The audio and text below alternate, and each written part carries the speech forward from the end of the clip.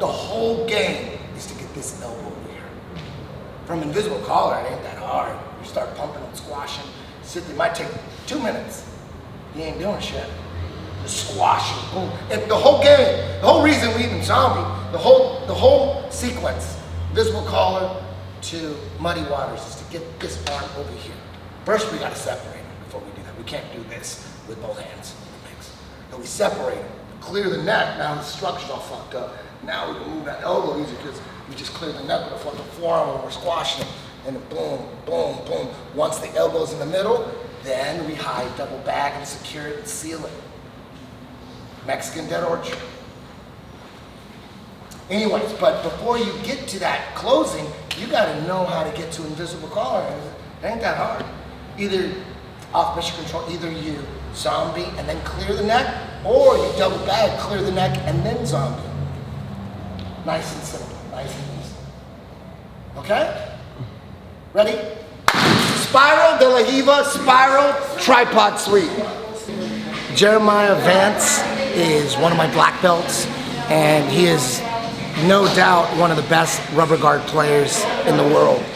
One of the most dangerous guards in the world, if not the most dangerous. He's right there at the top. Him, Boogie, Ben Eddy, they have guards that alter their opponent's games. You know, you don't want to end up in Jeremiah Vance's guard. He super dangerous, and he's got incredible leg locks too. So his leg locks are just as good as his rubber guards. So you know, we're adding him. He's good at a lot of stuff. Guard passer, dogfight player.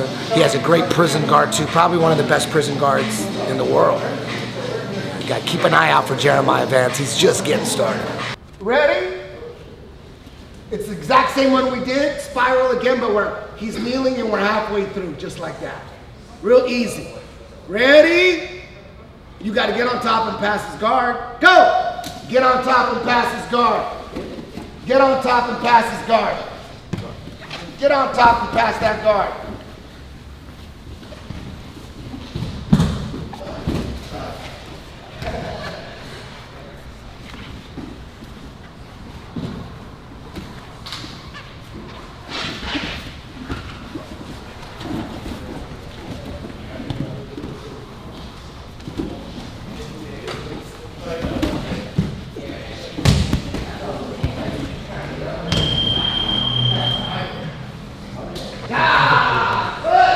Hey, what's up guys? My name is Jeremiah Vance. I'm a 10 planet black belt under Master Eddie Bravo. I've been training with him for about 7 or 8 years now. I started competing at blue belt, and in the beginning I had a lot of rubber guard submissions, and that kind of carried on from purple, brown to black. Yeah, so I've been with him about 7 years, 7, 8 years, just competing, and then most recently I've been training a few different UFC fighters, my buddy Chito Vera, my buddy Alex Perez, and I've also been working alongside Master Eddie Bravo with Tony Ferguson for his last 5 fight camps. Training with Tony, man, that guy's something else, you know, and you can see it in his fights. His personality is similar to how he's fighting, you know what I mean? Like, I think the best asset he's got is just his mental drive. It's just nonstop. I mean, if I had to bet, I'd bet there's not one person in the UFC with more mental toughness than that guy. It's just non-stop go. That's why his cardio's so good and he's so hard to kill, you know? That alongside his unorthodox striking and everything, guys can't adjust, in my opinion. They can't make that adjustment in that first round. His striking's real offbeat and he's just non-stop forward. It's just full throttle. There's no breaks or anything. It's full throttle for 15 or 25 minutes and guys can't deal with that. It just breaks people mentally.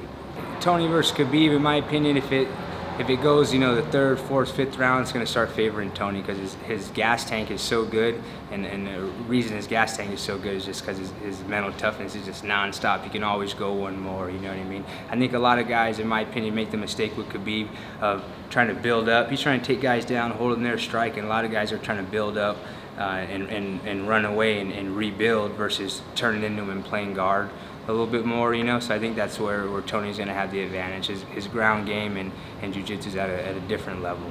So I started off at a traditional school for about a year, and then I ended up finding Master Eddie Bravo on YouTube and I started working.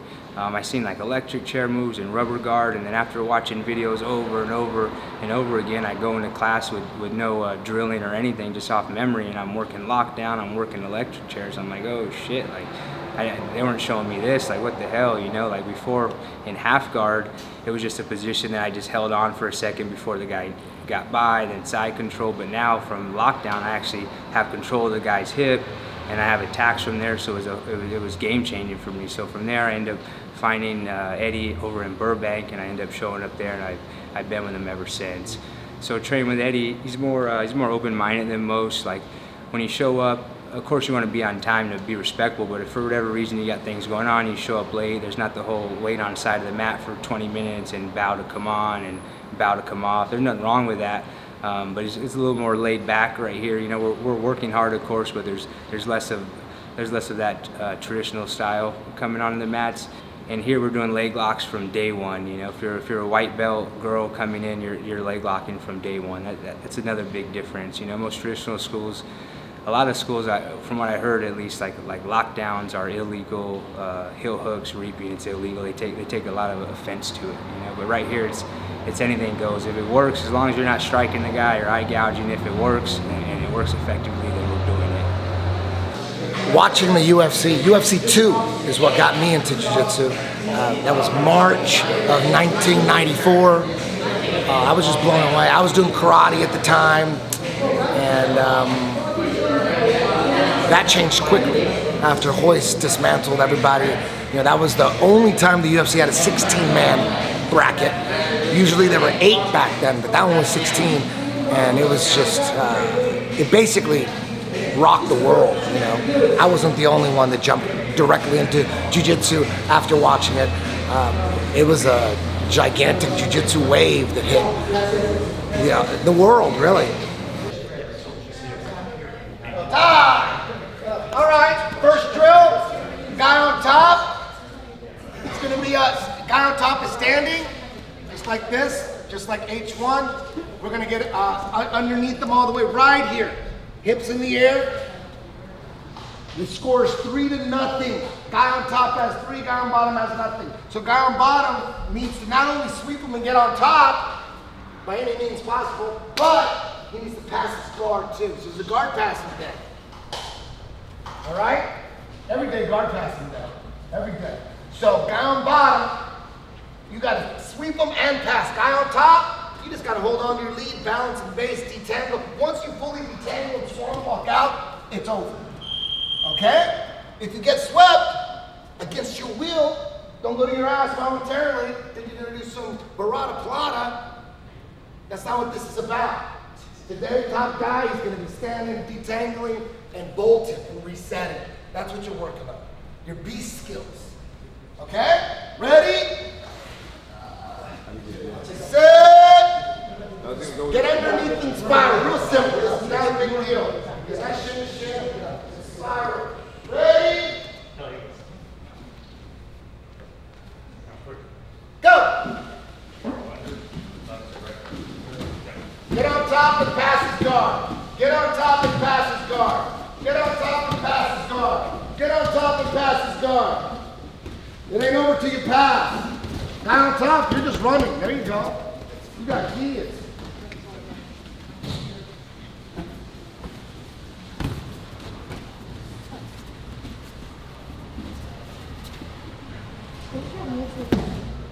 Stop. Switch! When I originally started, and I started to figure out who's who, I'm thinking, man, like, let's see, Marcelo Garcia's in New York, Eddie Bravo's in LA. I'm like, oh shit, Eddie Bravo's in LA right here. I'm about 30 minutes away, you know?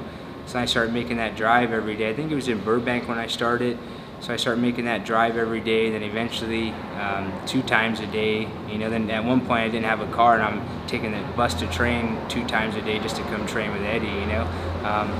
But that's how it goes though. I mean, there's guys that are flying all the way from Australia, flying all the way from across the world just to stay here for 1 week to train with Master Eddie, and I'm here on a daily basis learning and soaking up that knowledge. So I try not to take that for granted at all. I'm not trying to take him for granted or all my training partners that are right here. But I'd say SoCal or California in general has got a lot of, just because the weather's so good, you get a lot of top guys, and it's real packed out here, so there's a lot more competition than most spots. Like if you go Midwest, I mean maybe East Coast is competing too, of course, you know, but I'd say there's a lot of competition in Southern California just for everything in general, whether it's football, wrestling, basketball, baseball, all that, it's all Southern California. I think what Eddie's doing is really like pushing it is making it a little bit more mainstream. You know, originally like with EBI, I think it might have been the first jiu-jitsu competition on UFC Fight Pass, you know, offering $20,000 grand prize, which no one's really doing, you know. So him kind of pushing that has kind of really built things up, and then there's been a lot of smaller EBI based tournaments that have popped up, you know, offering, you know, 5,000 here, 10,000 there. So I think jiu-jitsu right now is starting to pick up a lot of steam over the last 2 or 3 years, and hopefully in the near future guys are able to make a living actually competing, because right now guys are having a high level, I think we're losing a lot of high level competitors because they're having to choose between competition and opening a gym to make a living, so they're kind of half in, half out. But if there was like a route for guys to just strictly compete, I think the jiu-jitsu level would be even at a higher level, you know. But now guys got a gym, so they're halfway there, and then they're competing here. It's kind of hard to do both. So Scramble at Blue Belt, I got promoted to Purple. I put together a Blue Belt highlight video, and I ended up getting in touch with Matt from Scramble, and we ended up talking a little bit, and he ended up sending me out some product, and I've been with Scramble ever since. I think it's been about 4, maybe 5 years now, so I've been representing Scramble for a bit now in competition. And I first started competing at Blue Belt. My first 4, 5, 6 competitions, I didn't have any wins, and then finally I jumped into it one month. I ended up competing 4 weekends in a row, and then from there I started to see a little bit of change. I started to get a win here, win there, and I was no longer nervous coming into the match. It was no big deal. It was more like a gym roll, and that's when I started having success with it. So at Blue Belt, I had a little bit of success. You know, I started to do all right. You know, mostly rubber guard. My top game wasn't really developed yet, but I was getting wins, so I was happy with that. Then at Brown Belt, things started to take off a little bit. I had a match at Fight to Win Pro in Los Angeles against a guy. I ended up going go-go clinch on him, 2 things, and then he ended up clearing my hand. I was looking for a go-go plata, then he tucked and rolled. I rolled with him, ended up pulling his leg behind his head and taking a shoulder lock from there. So that's probably one of my favorite matches to date. So my favorite tournaments, I would say, so far has been like Fight to Win, you know, just because the stage that it's on. And I compete at Kasai as well, but my favorite format of competition is going to be 10 minutes or 15 minutes, and then EBI overtime, of course, you know, because whenever it's going to judges' decision, it's kind of, it's really not my style. I'm always looking, like even when I compete in IBJJF, I'm never really winning. There's times I'm down by 20 points, and then maybe I come up with a submission, you know. I'm never really playing top position or I'm just looking for a kill, you know, whether it's from top or side or bottom. I'm always just looking for a kill. I really like a match with Jiao Miao. I was really pushing for it about a year or so ago. I was really pushing for that. But if that came up, that'd be a good match for me. Of course, I'm a little bit heavier. I compete at 55 same day weigh-in, so I might have 10 or 15 pounds on him. But that's a match that I'd be interested in. What I really need to develop now is wrestling, but I would really like to learn Muay Thai. Maybe I've trained Muay Thai for like 2 or 3 months. I don't say, oh yeah, I train Muay Thai, but I think I've trained maybe 2 or 3 months of Muay Thai, but I'd like to get into that and some more wrestling, you know. Muay Thai too, more for self-defense. Like, you really don't want to be double-legging a guy on the cement and have his buddies stomp you out, you know. That'd be a bad idea. But, you know, good leg kick or head kick, that'd come in handy, you know. As far as crossing over to MMA, right now I'm a little bit older, you know. If I was 20 or something, maybe. But I think now the last 5 years, my drive's kind of gone down a little bit. And right now, like, jiu-jitsu beats me up. I'm always wore out, you know, so I couldn't imagine having to train wrestling, Muay Thai, and all that. And MMA is a rough sport, you know. Guys work 4 or 5 years just to make it to the big stage, to UFC, and then they're only making who knows what, you know, 10 to show, 10 to win. It's like, man, that's that's barely anything. And on top of that, your first few years, you can get your skull caved in for $500 to show, $500 to win. It's a rough sport, you know. So if you're not doing it for the love of it, there's not much money involved unless you're at the very top. So it's, in my opinion, it's a cold game. Since training, I've been in a couple different situations, but I never had to use jiu-jitsu, you know. But before I was in jiu-jitsu, man, I was in bad shape, going out partying every weekend, just just getting into trouble, going out to bars. Whenever you're going out to bars, everyone's drinking. There's always bad situations coming up, you know. So I think jiu-jitsu's kind of calmed me down a lot. I think it's kind of calmed me down a lot just because when I get out of here, I'm so damn tired, you know. It's like, it's easy to let things go, you know what I mean? But back in the day when all I'm doing is lifting weights and going out, partying with buddies at the bar, and you're all fired up, like any little thing you're not letting slide, you know. So there's quite a bit of confrontation, but now nothing really, you know. I started skateboarding when I was about maybe 10 or 11 years old. I got a skateboard for Christmas, and I was just kind of pushing around with it a little bit, and then of course some buddies up the street, they're skating, and we're kind of hanging out, and we would go to the local school, skate around, and there were some older guys right there, they're filming, and like they're doing runs and lines, you know, olling up the stage, hitting the rail, and so on, and I started hanging out with them.